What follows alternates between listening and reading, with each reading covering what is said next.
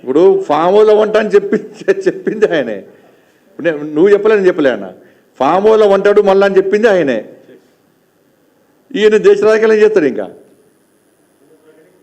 ఏం ఫామ్ హౌస్లో వంట అని చెప్పింది ఆయనే కదా. ఏం చక్రం తింటాడు? భూచక్రం చక్రం తింటాడు. వచ్చా గట్లం గిట్నేసిండు. యూపీ పోయిండు. యూపీలో నేను పోయినప్పుడు పెద్ద ఫోటోలు పడుతున్నాయి. ఇది కేసీఆర్ అందరు లిస్టులో చూస్తున్నారు అన్నట్టు ఫోటోను. ఏంటంటే ఫోటో విచిత్రంగా కనబడుతుంది అనుకుంటున్నట్టు అందరు. నేను చూసి ఏంటంటే కేసీఆర్ ప్రచారానికి వస్తానన్నట్టు యూపీకి. నేనబ్బా కేసీఆర్ దిగత్త రావచ్చు రాలే, ఎవరు విలువలు రాలేని. మహారాష్ట్రలో కొడుతాడు, పీకుతున్నాడు. ఏం పీకిడు మహారాష్ట్రలో? కర్ణాటకలో కొడుతున్నాడు. ఏం వేసి కర్ణాటకలో ఏం చేసిండు? దేశం మొత్తం చక్రం తింటా బీజేపీ సంగతి చూస్తున్నాడు.